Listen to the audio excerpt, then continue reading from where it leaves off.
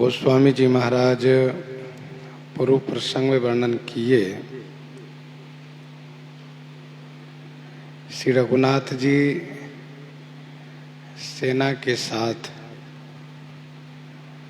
समुद्र के उस पार पहुंच गए और जैसे ही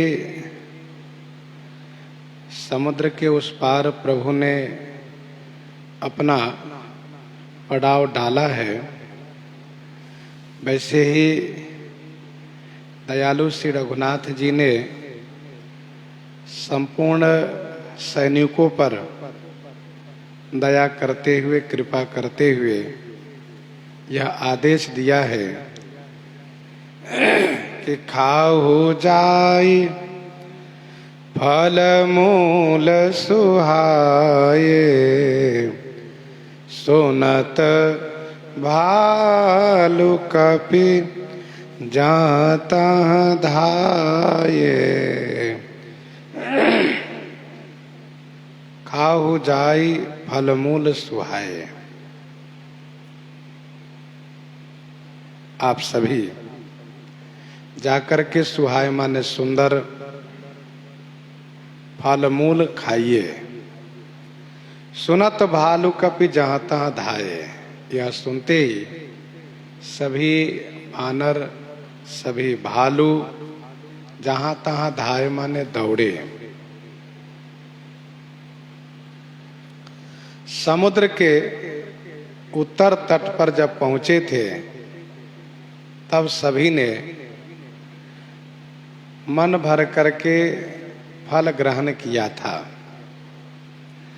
यही विधि जाई कृपा निधि, उतरे सागर तीर, जहाँ तहाँ लागे खान फल, भालु विपुल कपि वीर। उसके बाद सभी समुद्र के सेतु निर्माण में लग गए और सब इस प्रकार से उस कार्य में संलग्न हुए कि खाने पीने की कोई सुधि ही नहीं रही। अब जब समुद्र के दक्षिण तट पर पहुंच गए हैं, लंका में आ गए हैं, तब सबने देखा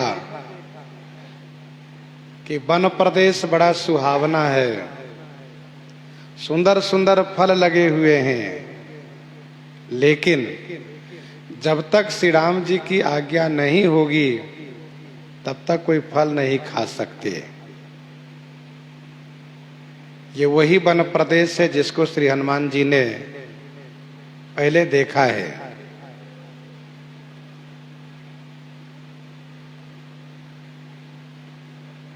तहाँ जाई देखी वन शोभा, गुंजत चंचरीक मधुलोभा। नाना तरु फल फूल सुहाए, खग मृग वृंद देखी मन भाए।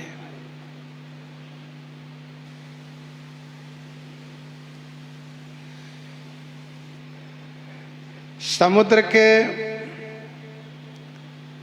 उत्तर तट पर आज्ञा की प्रतीक्षा नहीं की बंदरों ने,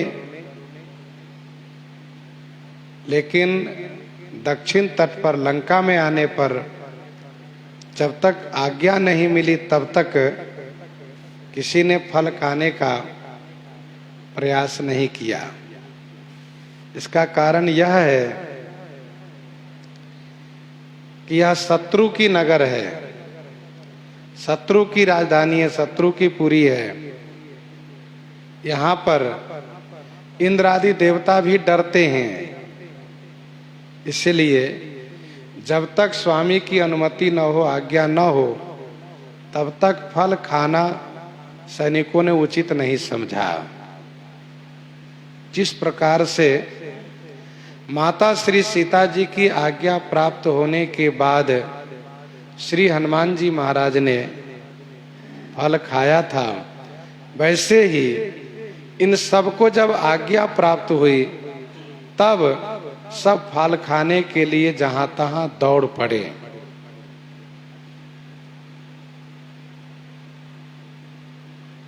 माता श्री सीता जी ने हनुमान जी से कहा था, रघुपति चरण हृदय धरी तात मधुर फल खाओ। और यहाँ पर श्री राम जी ने जैसे आदेश किए वैसे श्री राम जी को प्रणाम करके श्री राम जी को हृदय में बसा करके सब लोग फल खाने के लिए दौड़े। सब तरु फरे राम हित लागी, ऋतु अरु कुऋतु काल गति त्यागी। सब तरु फरे राम हित लागी। सब तरु फरे राम हित लागी। राम हित लागी श्री राम जी के वास्ते, श्री राम जी के लिए सब तरु फले, सभी वृक्ष फल गए। तो क्या सभी वृक्षों के फलने का समय आ गया है? कहा नहीं। जिसको फलने का समय था वे तो फले ही, जिनको फलने का नहीं समय था वो भी फल गए, और जिसको अभी फलने का, जिनको अभी फलने की अवस्था नहीं हुई है वे भी फल गए। गोस्वामी जी कहते हैं सब तरु फरे राम हित लागी। श्री राम जी के हित वास्ते, श्री राम जी के हित के लिए, उनके हित के वास्ते सब वृक्ष फल से संपन्न हो गए हैं।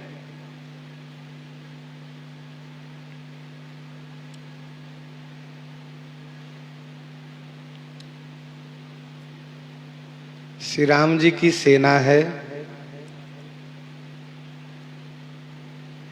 जैसे श्री राम जी तपस्वी हैं वैसे ही सेना के लिए ना तो अस्त्र शस्त्र जुटाने की आवश्यकता है और न ही भोजन के लिए प्रबंधन करने की आवश्यकता है। श्री राम जी वनवासी हैं तो ये सैनिक भी श्री राम जी कैसे सबल हैं कि उन्हें किसी हथियार की आवश्यकता नहीं है। हथियार के नाम पर पर्वत है, वृक्ष है, दांत है, मुक्का है, नाखून है, यही सब इनके अस्त्र शस्त्र है।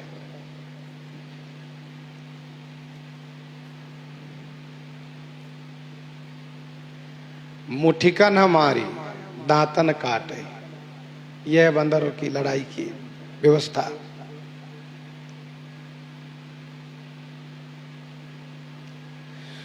तो सब तरु फरे राम हित लागी। श्री राम जी के हित के लिए सभी वृक्ष फल गए हैं। श्री राम जी सबके अंतरात्मा हैं, सबके ओरपुरवासी हैं।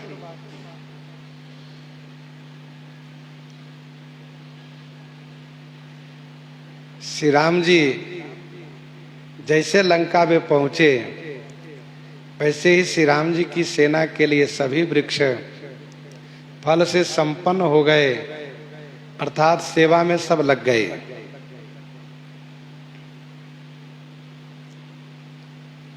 वैसे गोस्वामी जी ने स्पष्ट किया कि ऋतु और कुऋतु काल गति त्यागी। ऋतु माने समय, कुऋतु माने बिना समय, और काल गति का मतलब वे वृक्ष, वे पौधे जो अभी छोटे हैं, अभी 2-4 साल के बाद उसमें फल लगते हैं, लेकिन आज ही उसमें फल लग गए। काल गति त्यागी। ठाकुर जी की सेवा के लिए प्रकृति स्वयं आगे आती है। इसीलिए सब तरु फरे राम हित लागे।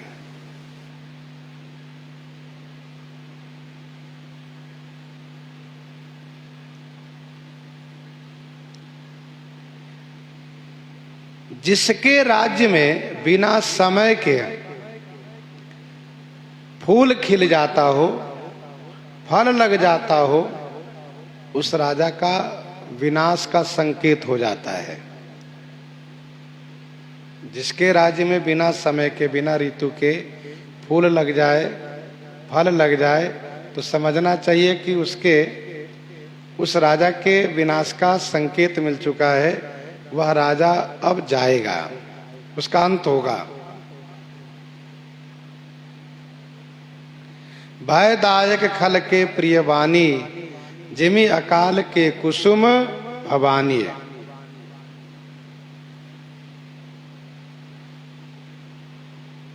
भयदायक खल के प्रिय वाणी। तो रावण के लिए तो अशुभ संकेत है, क्योंकि उसके राज्य में बिना ऋतु के फल लग गए हैं, फूल लग गए हैं। श्री राम जी के हित में है। इसलिए गोस्वामी जी ने स्पष्ट किया कि सब तरु फरे राम हित लागे। श्री राम जी जिन पर कृपा कर देते हैं उनके लिए इसी प्रकार की व्यवस्था हो जाती है जो गोस्वामी जी ने लिखा दोहावली 173 में। बिना ही ऋतु तरवर फरत, बिना ही ऋतु तरवर फरत, शिला द्रवत जल जोर। बिना ही ऋतु तरवर फरत, शिला द्रवत जल जोर। राम लखन सिय करी कृपा, जब चितवत जेहि ओर। राम लखन सिय करी कृपा, जब चितवत जेहि ओर। ऋतु अरु कुऋतु काल, गति त्यागी। खाहि मधुर फल, बिटप हलावहि। लंका सन मुख, शिखर चलावहि। खाहि मधुर फल, बिटप हलावहि। खाहि मधुर फल, बिटप हलावहि। मधुर माने मीठे मीठे फल खाते हैं, और बिटप हलावे माने वृक्ष को हिलाते हैं। लंका सनमुख, शिखर चलावहि। लंका के सन्मुख अर्थात लंका की ओर, नगर की ओर शिखर चलावहि। शिखर माने शिलाखंड, चलावहि माने फेंकते हैं।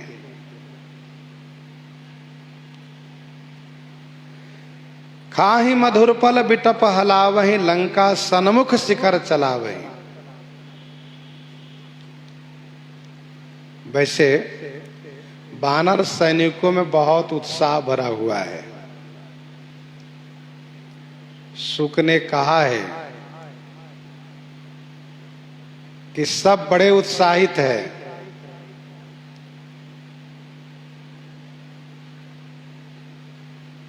राम कृपा अतुलित बल तिन्हि, तृण समान त्रैलोक ही गनहि।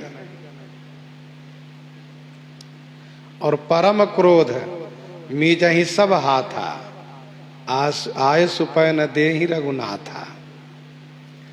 तो ये सैनिक जब श्री राम जी की आज्ञा से प्रस्थान किए, कहां से? तो समुद्र के उत्तर तट से, तो सबके मन में यह हुआ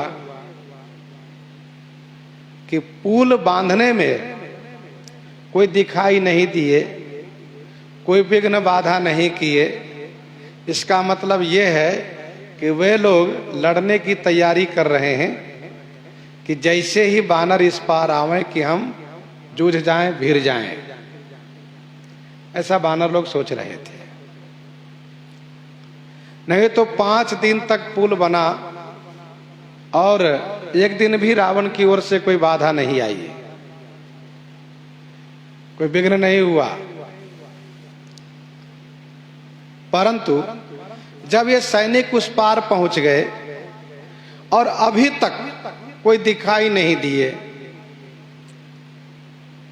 तब सब सोचने लगे कि क्या बात है, कोई दिख क्यों नहीं रहे हैं। इसी बीच श्री राम जी भी भैया लक्ष्मण जी के साथ, महाराज सुग्रीव के साथ, विभीषण जी के साथ और विशिष्ट जो युद्धपति हैं सबके साथ पहुंचाए। वैसे सैनिकों को तो ऐसा लगा था कि जैसे हम पहुंचेंगे वैसे ही हो जाएगा शुरू और तब तक हम लोग मार डालेंगे सबको, लेकिन ऐसा हो नहीं पाया। श्री राम जी ने पड़ाव डाला, श्री राम जी ने डेरा डाला और इसके बाद सबको आदेश किए कि जाइए आप सब फल खाइए। श्री राम जी की आज्ञा प्राप्त करके हम लोग पहले भी चर्चा किए हैं कि बानर समाज में एक सुखे नाम का बानर है जो वैद्य है। उनसे यह पूछा गया कि यहाँ फल खाने में कोई हानि तो नहीं है। उन्होंने कहा नहीं, उन्होंने पहले ही परीक्षण कर लिया। तो सब फल खाने लगे। तब सैनिकों के मन में बात आई कि हमने सुना है कि जब फल खाओ और वृक्ष को तोड़ो तब राक्षस आते हैं, इसीलिए इन लोगों ने पहले मीठे फल खाए, फिर वृक्ष को हिलाना शुरू किए। अभी भी किसी का कोई अता पता नहीं लगा। तब लंका सन्मुख शिखर चला गई, लंका के सन्मुख शिखर फेंकना शुरू किए। शिखर से शिलाखंड का तो अर्थ होता ही है और शिखर से वृक्ष का भी ऊपर वाले भाग को लिया जा सकता है। वृक्ष के शिखर को तोड़ करके फेंकते हैं, शिलाखंड फेंकते हैं। सभी ने फल खाए, इसके बाद उत्पात शुरू किए, लेकिन अभी भी कोई नहीं आए। तो ये सैनिक लोग जहां तहां घूम रहे हैं, देख रहे हैं कहीं तो कोई मिल जाए। अरे कोई तो जा करके रावण को बताओ कि हम लोग आ गए हैं। क्या बात है, कोई इधर टहलने घूमने भी नहीं आते हैं क्या? ये सुबेल शिखर है और बहुत सुंदर क्षेत्र है, वन प्रदेश है, हरा भरा क्षेत्र है। ये इधर कोई नहीं आते, क्यों नहीं आते?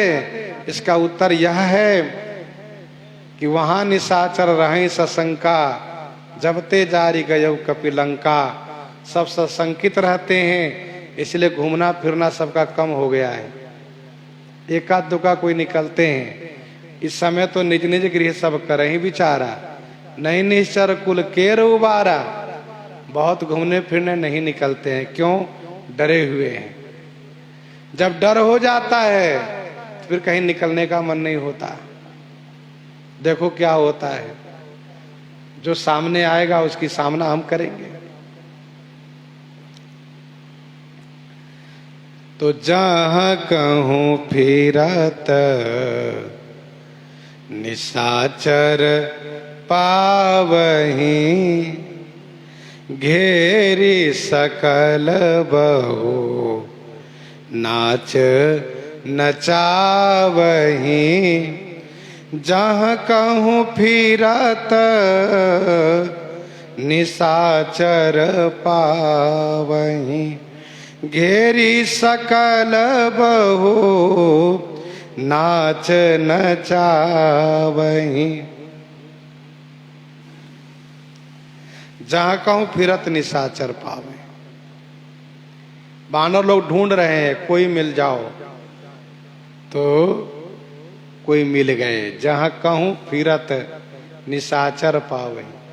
जहाँ कहीं फिरत माने घूमते हुए में निशाचर पावहीं, राक्षसों को पा जाते हैं, तो सकल सब मिलके घेर लेते हैं और घेर करके बहु नाच नचावहीं, बहुत नाच नचाते हैं।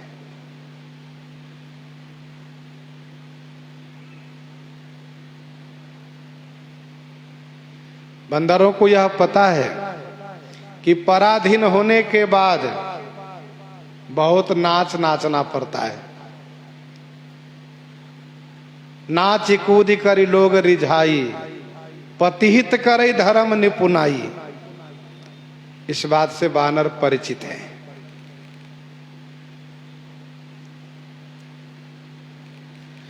इसीलिए बंदरों ने जब इनको पाया, राक्षस को पाया, तो उनको भी अपने अधीनस्थ किया और बहुत नाच नचाया। जहां कहूं फिरत, जहां कहीं घूमते हुए भूले भटके कोई पा गए तो,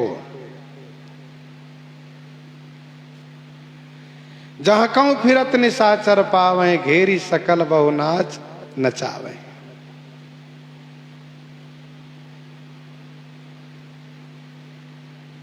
लंका में जब से हनुमान जी लंका को जला करके वापस हुए हैं, तब से लंका में कर्फ्यू का माहौल है।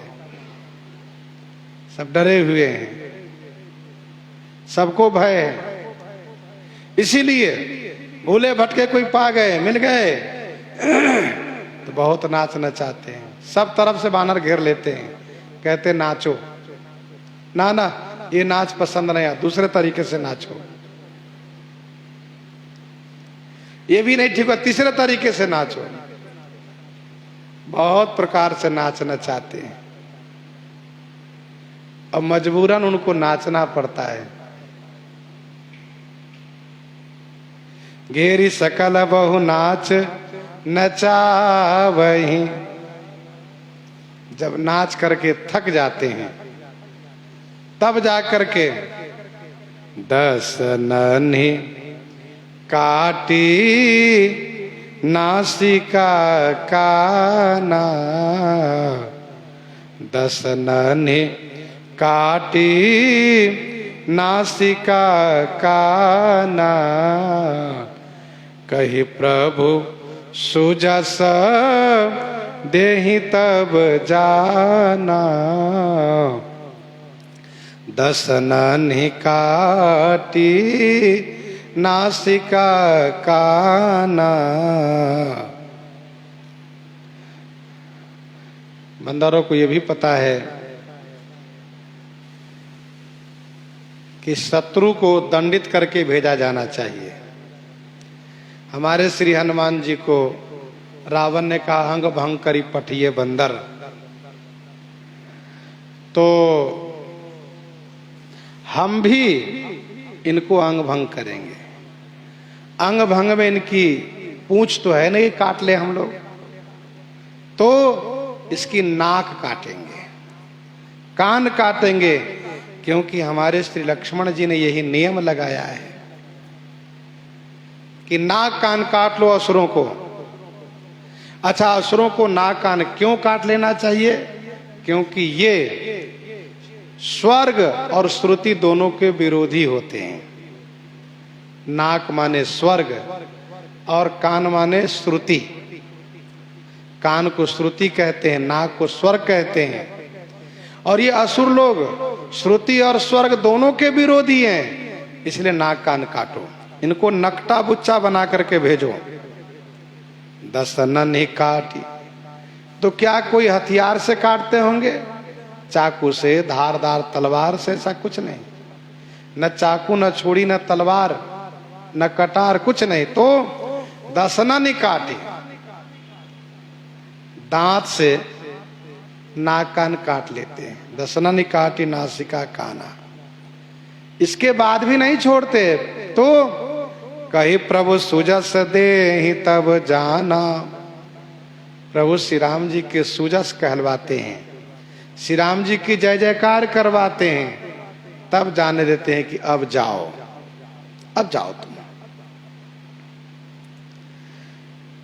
बंदरों ने सोचा कि ऐसा दंड दो कि ये अपने आप को छुपा नहीं सकेंगे।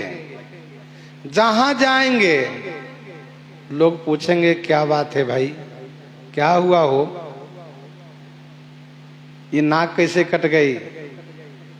तो ये कहेगा कि देखो भैया, वानर के चक्कर में हम पड़ गए, वानर हमको घेर लिए, और वे नाक कान काट लिए। दसनन काटी नासिका काना। और फिर जब ये नकटा बुच्चा होकर के जाएंगे तो अपने महाराज से कहेंगे, महाराज तो ही जियत 10 कंधर, तो ही जियत 10 कंधर, मोरी की 80 गति होई। महाराज क्या आपके रहते हुए मेरी ऐसी दशा हो।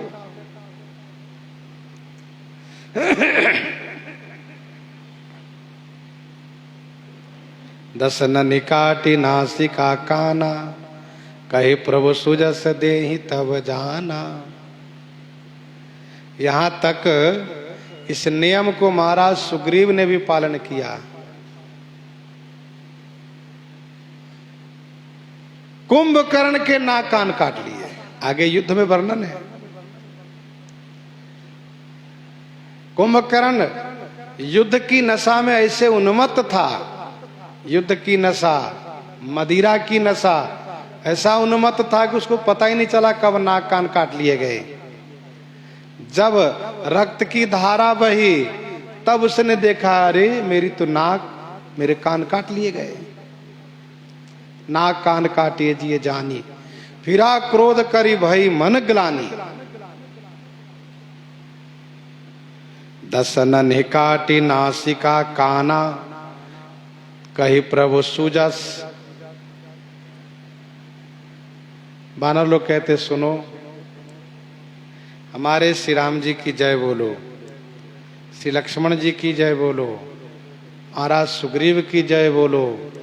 और सुनो, हमारे श्री राम जी वह हैं कौन जिन्होंने कुमार अवस्था में ही सुबाहु, मारीच आदि को धूल चटाया था, ताड़का को मारा था,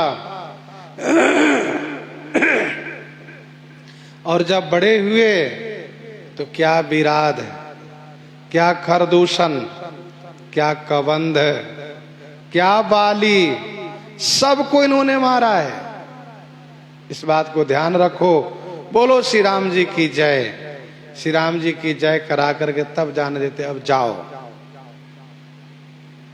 जिन करना सा कानन पाता, जिन करना सा कानन पाता, तिन्ह रावण ही कही सब बाता, तिन्ह रावण ही कही सब बाता। जिन कर नासा कान निपाता, तिन्ह रावण ही कही सब बाता। जिनके नाक और कान निपाता माने काट लिए गए, तिन्ह रावण ही कही सब बाता, तिन उन्होंने जाकर के रावण से सब बातें कही। वानर सैनिकों ने होशियारी किया है, सोचा इसे मार पीट के छोड़ देंगे तो संभवतः अपने स्वामी के पास से न जाएं, लेकिन नकटा बुच्चा बना देंगे तो मजबूरन ही अपने स्वामी के पास जाएंगे ही। गोस्वामी जी कहते, जिनकर नासा कान निपाता, तिन रावण ही कही सब बाता।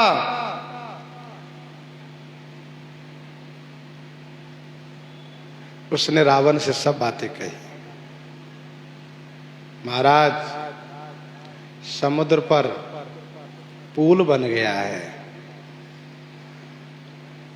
आपके शत्रु ने पुल बना लिया है, सेना इस पार आ गई है, क्या बोलते हो? हाँ महाराज, उसका सबसे बड़ा प्रमाण हम खुद है। हमारी ओर देखिए, देखिए ये नाक कान काट लिए गए। तब तो केवल आपकी बहन की नकटी बुच्ची की गई, तब तो केवल आपकी बहन के नाक कान काटे गए। अब तो हमें लगता है कि सभी राक्षसों के सभी असुरों के नाक कान काट लिए जाएंगे। सब नकटे बुच्चे बना दिए जाएंगे। देखिए महाराज, बच के रहिए, कहीं आपके भी ना नाक कान काट लिए जाए, इस तरह से कह दिए। लेकिन रावण का सबसे बड़ा ध्यान आकर्षित किया समुद्र पर सेतु निर्माण। सुनत श्रवण बारिध बंधाना, सुनत श्रवण बारिधि बंधाना, 10 मुख बोले उठाय कुलाना, 10 मुख बोले उठाय कुलाना।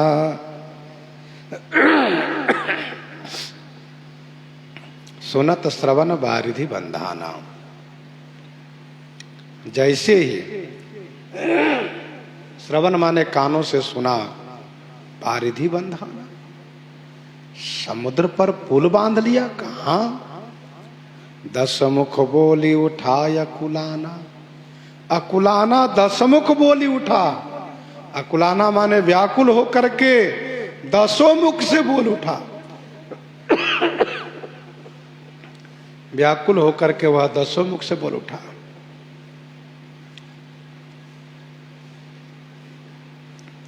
रावण की कल्पना से बाहर का काम है ये। रावण ने कभी ये सोचा भी नहीं था कि मेरा शत्रु मुझे मारने के लिए जब लंका में आवेगा तो वह समुद्र पर पुल बांध कर आवेगा। ऐसा कभी उसने सोचा ही नहीं था। रावण ने तो यही सोच रखा था। रावण ने तो यही सोच रखा था। क्या? कि जिनके जीवन कर रखवारा, जिनके जीवन कर रखवारा, भयो मृदुल चित सिंधु विचारा। जिनके जीवन कर रखवारा, भयो मृदुल चित सिंधु विचारा। उसने तो कभी सोचा ही नहीं था कि पुल भी बंधेगा। इसलिए व्याकुल हो गया और व्याकुल होकर के 10 मुख से बोल उठा।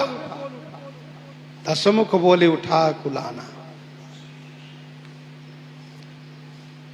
बांध्यो बन निधि नीर निधि, जलधि सिंधु बारिश। सत्य तोय निधि कंपति, उदधि पयोधि नदीस। सत्य ही वन निधि, नीर निधि, जलधि, सिंधु वारिस, तोय निधि, कंपति, उदधि, पयोधि, नदीस बांध्यो।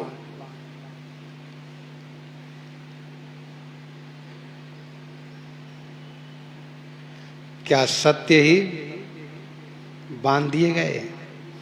रावण व्याकुल हो उठा है, इसीलिए 10 मुख से समुद्र के भिन्न भिन्न नामों को लेते हुए आश्चर्यचकित होकर के पूछा।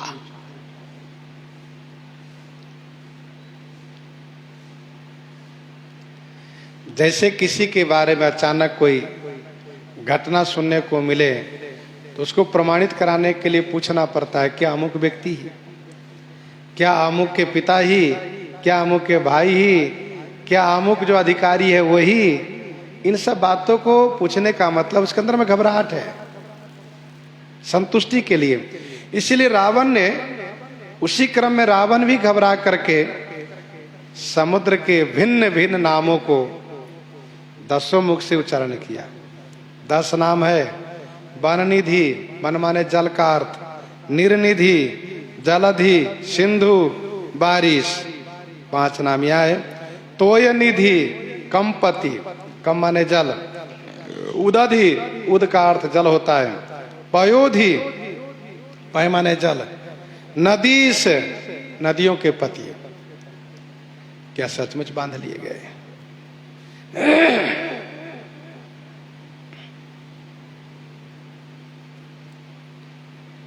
किसी मुनि ने इनको श्राप देते हुए कहा था कि जिस दिन तुम एक ही बात को 10 मुख से एक साथ बोलोगे, उसी दिन समझ लेना कि तुम्हारा काल तुम्हारे सिर पर आ गया है, तुम मरोगे, बचोगे नहीं। रावण के 10 मुख होते हुए भी प्रायः हमेशा एक मुख से ही बोलता है ये किसी बात को। हाँ, इतना जरूर है, कभी उस मुख से, कभी उस मुख से, कभी उस मुख से, जिस मुख से चाहे उस मुख से बोले, लेकिन 10 मुख से बोल दिया। निज विकलता विचारी बहोरी, बिहसी गयौ गृह करी भय भोरी। निज विकलता विचारी बहोरी, बिहसी गयौ गृह करी भय भोरी। बहोरी निज विकलता विचारी, बहोरी माने पुनः, निज विकलता विचारी, अपनी व्याकुलता को विचार करके, बिहसी माने जोर से हंसा, और हंस करके भय भोरी करी गृह गयौ। भय भोरी करी, भय माने डर को, भोरी करी माने भुला करके, गृह गयो माने घर चला गया।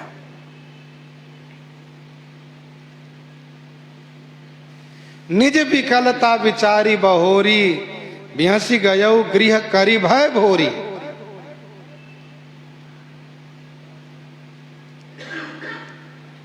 बहोरी माने पुनः विचार किया कि अरे मैं तो व्याकुल हो गया, कहीं मेरी व्याकुलता को सबने समझा तो नहीं? नहीं, इतना जल्दी कोई नहीं समझे होंगे, क्योंकि धूर्त लोग अपने आगे किसी को समझदार मानते ही नहीं। ये धूर्त है रावण, इसने सोचा कि मेरी व्याकुलता को किसी ने लखा नहीं। अरे मैंने केवल समुद्र का ही तो नाम लिया है, सबने सुना, रावण बरबरा रहे हैं, क्या बात है। समुद्र पर सेतु निर्माण सुनकर के बरबराने लगे, 10 मुख से बोलने लगे। तो अपनी व्याकुलता को विचार करके बड़े जोर से हंसा, ठहाका मार करके, और कहा सुनो सुनो सभासदो, समुद्र पर पुल बन गया तो क्या हुआ?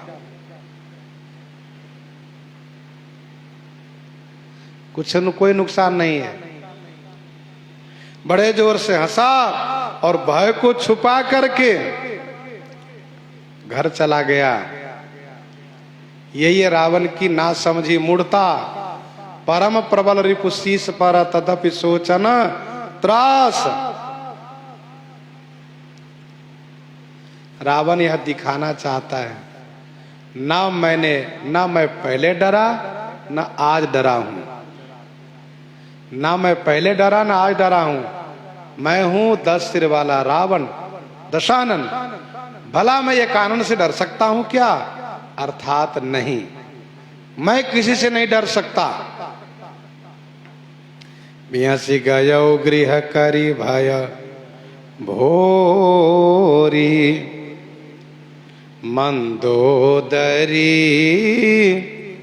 सुन्यो प्रभु आयो।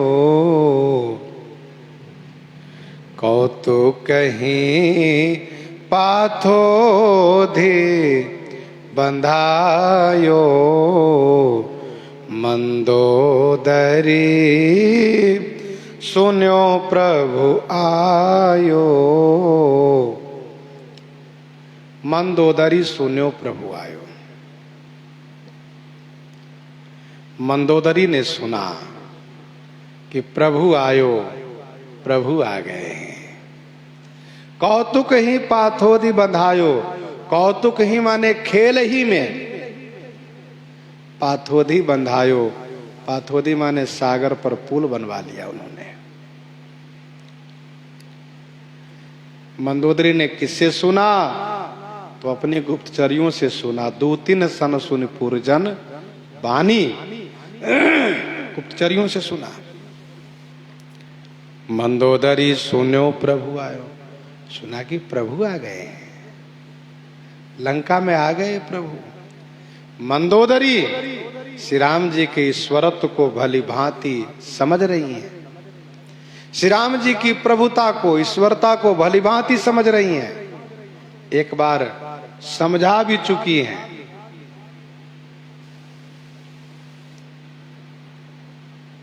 कौतुक ही पाथोधि बंधायो, खेल में उन्होंने पुल बंधा लिया, अर्थात बिना परिश्रम के। श्री जामवंत जी ने कहा भी था कि रामचरण पंकज उर धरहु, कौतुक एक भालु कपि करहु। सो कौतुक में ही पुल बांध लिए, पुल बंधाया उन्होंने। कर गही पति ही भवन निज आनी, बोली परम मनोहर बानी। कर गही पति ही भवन निज आनी, बोली परम मनोहर बानी। कर गही, कर गही माने हाथ पकड़ करके, पति ही निज भवन आनी, पति ही माने पति को अपने महल में ले आई और परम मनोहर वाणी बोली, परम मनोहर वाणी से बोली। कर गही पति ही भवन निज आनी, हाथ पकड़ करके पति देव को अपने महल में ले आइए। हाथ पकड़ के लाना यह सम्मान पूर्वक अर्थ होता है। सम्मान के साथ पति को अपने महल में ले आई, और वह भी उस वक्त जबकि उन्होंने इस बात को समझा कि मेरे पति व्याकुल हैं, मेरे पति को घबराहट है, डरे हुए हैं, बहुत सुंदर मौका है, इस समय समझाना चाहिए, इसलिए कर गही पति ही भवन निज आनी। दूसरा अर्थ यह है, दूसरा भाव यह है कि कहीं ऐसा न हो कि मेरे स्वामी किसी और रानी के महल में चले जाए, मुझे आज समझाना है, इसलिए हाथ पकड़ करके अपने महल में ले आई। तीसरा भाव यह है कि इतना बड़ा काम होने के बाद भी खरदूषण को उन्होंने मारा, बाली को मारा, कबंध को मारा, विराध को मारा, नहीं विश्वास हुआ कि ये भगवान है। लेकिन जब समुद्र पर पुल बना लिया उन्होंने, तब तो इनको विश्वास करना चाहिए। समुद्र पर पुल बनाने के बाद भी मेरे स्वामी को श्री राम जी की भगवत्ता नहीं दिख रही है, इसका मतलब मेरे स्वामी अंधे हैं। तो अंधे को हाथ पकड़ करके ही ले चला जाता है। मंदोदरी ने अंदाज समझ करके पति को कर गई पति भवन निजानी, अंधो बधिर अस कहीं नयन कान तब बीस। गीतावली सुंदर कांड 12 पद में गोस्वामी जी ने लिखा है, तुलसीदास सो स्वामी न सूझ्यो, तुलसीदास सो स्वामी न सूझ्यो, नयन बीस मंदिर कैसे मोखे। अर्थात ऐसे स्वामी को नहीं देख पा रहे हो 20-20 नेत्र होने के बाद भी। बोली परम मनोहर वाणी, परम मनोहर वाणी से बोली, चरण नाये सिर अंचल रोपा, सुनहु बचन पिए परिहरि को पा। चरण नाये सिर अंचल रोपा, सुनहु बचन पिए परिहरि को पा। चरण नाये, चरण में सिर नवाया, वंदन प्रणाम किया मंदोदरी ने। और अंचल रोपा, अंचल रोपा माने अंचल पसारा, उन्होंने अच्छा अंचल फैला लिया। चरण में वंदन प्रणाम करने के बाद रावण के सामने अपना आंचल फैलाया मंदोदरी ने और कहा, सुनहु बचन पिए परिहरि कोपा। हे पिए, कोपा परिहरि बचन सुनो। कोपा माने क्रोध को, परिहरि माने छोड़ करके मेरे वचन को सुनिए। सुनहु बचन पिए परिहरि कोपा।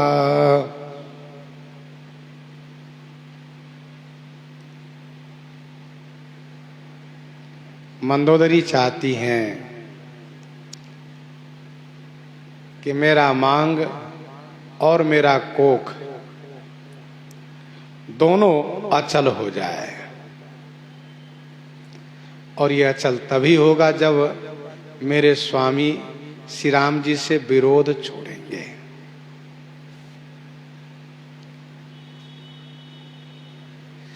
चरण नाई सिर से मांग की सुरक्षा, सुहाग की सुरक्षा, अंचल रोपा से कोख की सुरक्षा मंदोदरी ने चाहिए।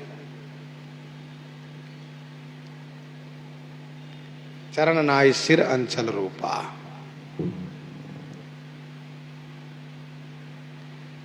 आप यदि मेरे ऊपर अनुग्रह करेंगे तभी मेरा सुहाग बना रहेगा और मेरे पुत्र लोग बचे रहेंगे।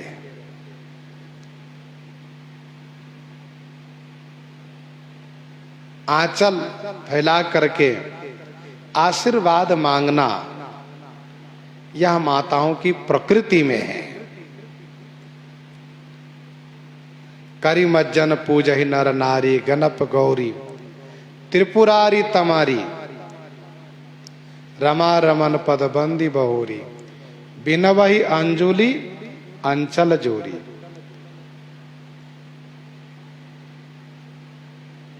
गुरु समाज भाईन सहित राम राज पुर हो, अछत राम राजा अवध मरिय माग सब को।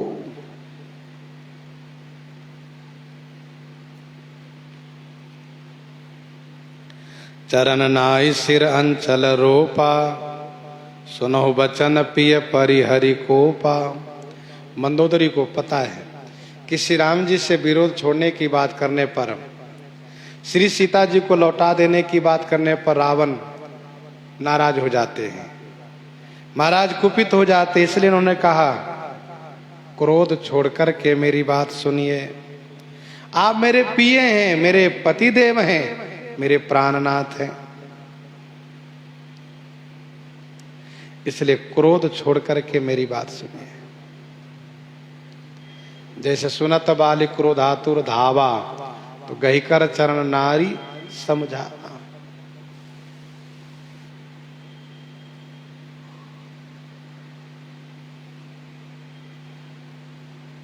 आप क्रोध को छोड़ करके विचार कीजिए।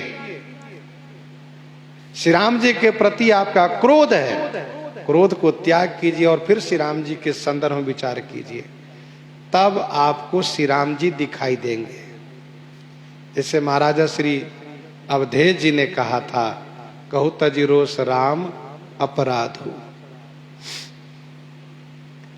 नाथ बयरु कीजे ताहि सो, नाथ बयरु कीजे ताहि सो, बुद्धि बल सकिए जीति जाहि सो, बुद्धि बल सकिए जीति जाहि सो, नाथ बयर कीजे ताहि सो। हे नाथ, ताहि सो बैर कीजिए। हे नाथ, आप उनसे विरोध कीजिए। किन से? जाहि सो बुद्धि बल जीति सकिए। जाहि सो माने जिनसे बुद्धि और बल के द्वारा जीता जा सके। हे नाथ, आप मेरे अनाथ, आप मेरे नाथ हैं, आपके बिना मैं अनाथ हो जाऊंगी। आप मेरे नाथ हैं, आपके बिना मैं ही नहीं बल्कि सब के सब अनाथ हो जाएंगे। इसलिए हे नाथ, आपको ये विचार करना चाहिए कि विरोध कहाँ करना चाहिए, कहाँ नहीं करना चाहिए। यदि ये मालूम हो कि अमुक व्यक्ति बहुत सबल है, तो उनसे विरोध नहीं करना चाहिए, उनसे प्रेम कर लेना चाहिए, उनसे संधि कर लेनी चाहिए, उनसे मिलाप कर लेना चाहिए, उनको वर्ष में कुछ दे देना चाहिए जिससे कोई नुकसान न करे। वैसे रावण ने अपने जीवन में किया भी है, बाली से, सहस्राबाहु से किया भी है। देख लिया कि इनसे हम जीत नहीं सकते, उसने संधि कर लिया, रावण मिला लिया।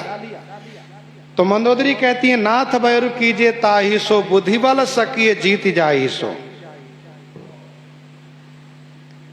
जैसे जात पवन सुत देवन देखा, जाने कहूं बल बुद्धि विशेखा।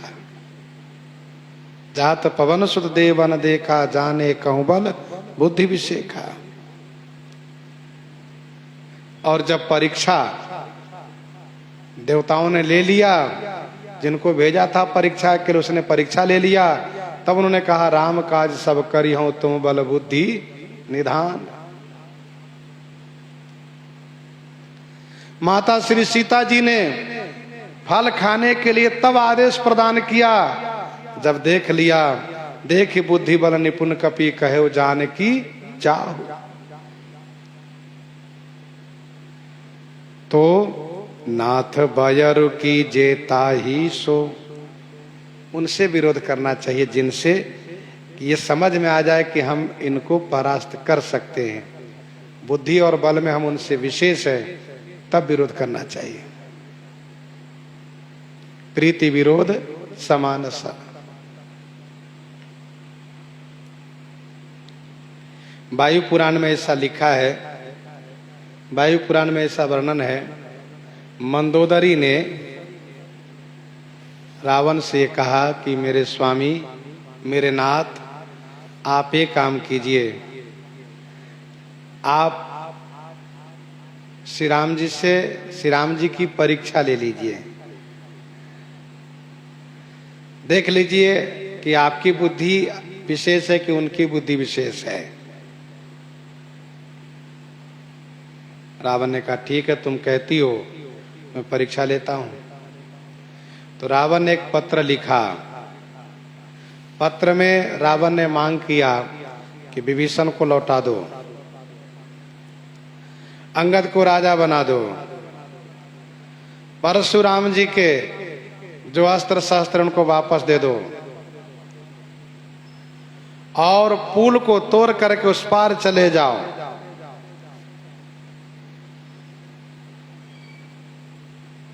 फिर हम विरोध छोड़ देते हैं। श्री राम जी को पत्र प्राप्त हुआ। श्री राम जी पत्र पढ़ करके हंसने लगे। प्रभु ने उस पत्र के प्रत्युत्तर में एक मांग किया। कहा, रावण, तुम्हारी सभी मांगे मुझे स्वीकार है, इसके बदले मेरी एक मांग को तुम स्वीकार कर लो। क्या? कहा, विभीषण को राजा बना दो, तुम्हारे लिए मैं दूसरी लंका बनवा देता हूं। इसी में रावण हार गया। कहा, मैं विभीषण को राजा नहीं बना सकता। जैसे अपने घर से निकला हुआ है, वनवासी है, मुझे भी चाहता वनवासी बना दे। उनके अपने रहने के लिए कोई ठिकाना नहीं है, मेरे लिए वे कहते हैं कि दूसरी लंका बना दूंगा। रावण कुछ नहीं किया, तो रावण इसी क्रम में वह हार गया। मंदोदरी कहती हैं, बुद्धिबल सकिए जीत जाए सो, तुम ही रघुपति ही अंतर कैसा, खलु खद्योत दिन करही जैसा, तुम ही रघुपति अंतर कैसा, खलु खद्योत दिन करही जैसा, तुम ही रघुपति ही अंतर कैसा, खलु खद्योत दिन करही जैसा। तुम ही, तुम में, रघुपति ही श्री राम जी में कैसा अंतर है। खलु माने निश्चय ही, जैसा कि खद्योत और दिनकरही। जैसा कि खद्योत माने जुगनू और दिनकरही माने सूर्य में अंतर है। महाराज, आप में और श्री रघुनाथ जी में निश्चय ही कैसा अंतर है, तो जैसा कि निश्चय ही जुगनू और सूर्य में अंतर है। सूर्य और जुगनू, जुगनू एक कीड़ा है, उसमें थोड़ी सी रोशनी होती रहती है, अंधकार में यह देखा जाता है, ऐसा लगता है कि अग्नि की चिंगारी हो, थोड़ा सा प्रकाश होता है। वह जुगनू यदि करोड़ों की संख्या में, अरबों की संख्या में हो जाए तब भी अंधकार को मिटा नहीं सकते।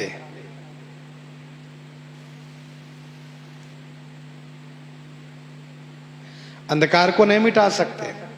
और सूर्य अकेला ही जब वे उदित होते हैं तो संपूर्ण विश्व के अंधकार को समाप्त कर देते हैं।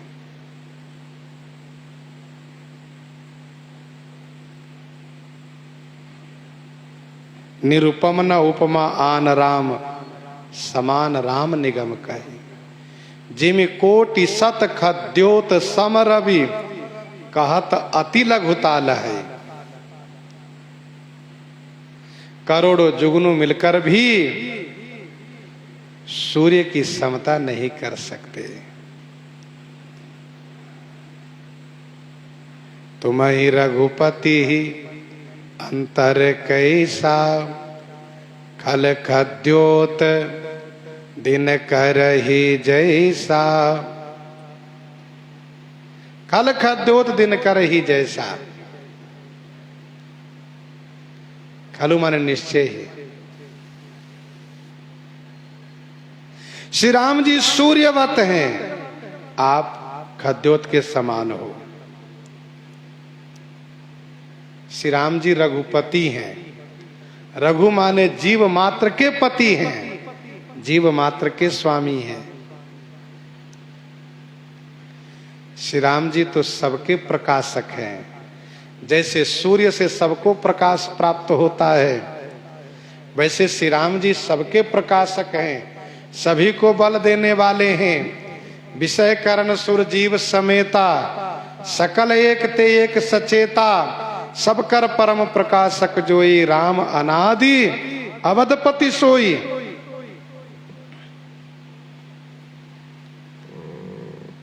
श्री किशोरी जी ने रावण को जुगनू कहा था। आप ही सुनि खद्योत समा, राम ही भानु समान, परुष वचन सुनि काढ़ियसी, बोला अति खिसियान। मंदोदरी ने श्री सीता जी की वाणी को बड़ी मजबूती के साथ कहा कि निश्चय ही आप जुगनू हो और श्री राम जी सूर्य है। फिर भी रावण मंदोदरी पर क्रोध नहीं प्रकट करता है।